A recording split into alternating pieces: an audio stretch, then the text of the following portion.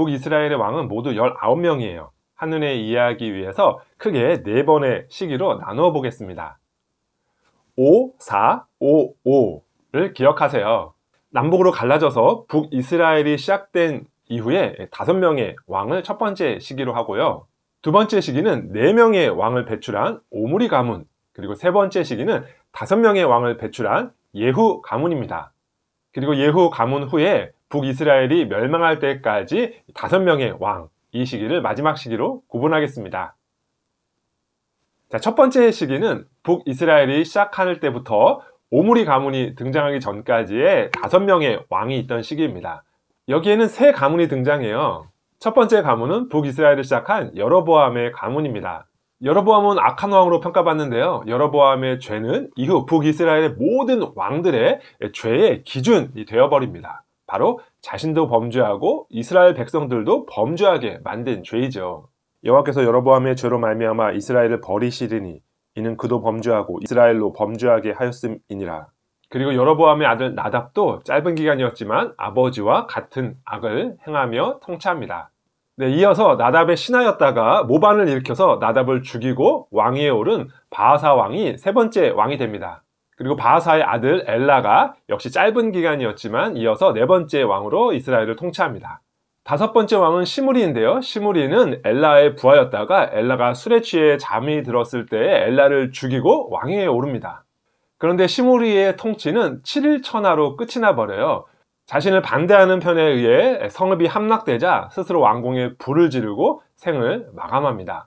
자, 이렇게 첫 번째 시기의 왕들 5명을 살펴보았습니다. 다시 정리해 볼게요. 첫 번째 가문은 북이스라엘을 시작한 여로보암과 그의 아들 나답. 두 번째 가문은 나답을 죽이고 왕위에 오른 바하사와 그의 아들 엘라.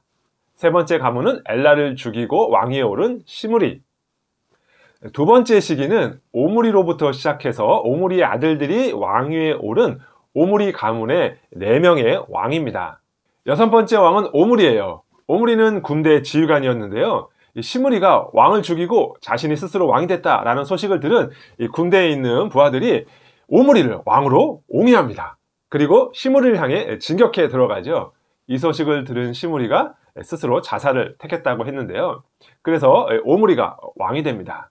이 오므리는 하나님으로부터 이러한 평가를 받은 왕이에요. 여호와 보시기에 악을 행하되 그 전의 모든 사람보다 더욱 악하게 행하여. 그리고 오므리를 이어서 7번째 왕이 된 오므리의 아들이 바로 그 유명한 아합 왕입니다.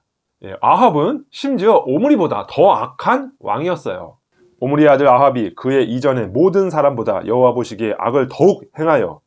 8번째 왕은 아합의 아들이었던 아하시아이고요. 짧은 기간 통치했는데 아들이 없었습니다.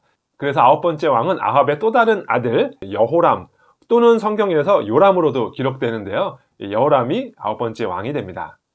여호람은 아버지가 만든 바알 주상을 없애는 좋은 일도 했지만 그래도 여전히 여호와 보시기에 악한 왕이었습니다. 이 여호람 왕은 군사령관이었던 예후의 반란으로 예후의 활에 맞아 죽게 됩니다. 이제 세 번째 시기입니다. 세 번째 시기는 예후로부터 시작되어 예후의 아들들로 이어지는 5명의 왕이 통치하는 예후 가문의 시기입니다. 하나님의 예언에 따라 오므리 왕조를 끝낸 예후가 북이스라엘의 10번째 왕이 됩니다. 예후는 이스라엘의 바알 숭배를 끝낸 공이 있어요. 하지만 선한 왕은 아니었습니다. 이스라엘에게 범죄하게 한 느밧의 아들 여로보암의 죄, 곧 베델과 단에 있는 금송아지를 섬기는 죄에서는 떠나지 아니하였더라. 예후의 아들들이 이어서 왕이 되는데요.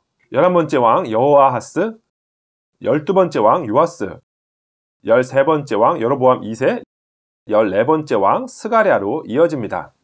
이 중에서 여로보암 2세를 기억할 필요가 있는데요. 여로보암 2세 때에 요나 선지자가 활동을 시작해요. 그리고 이때로부터 자신의 이름으로 성경을 남긴 문서 선지자들이 활동하기 시작합니다.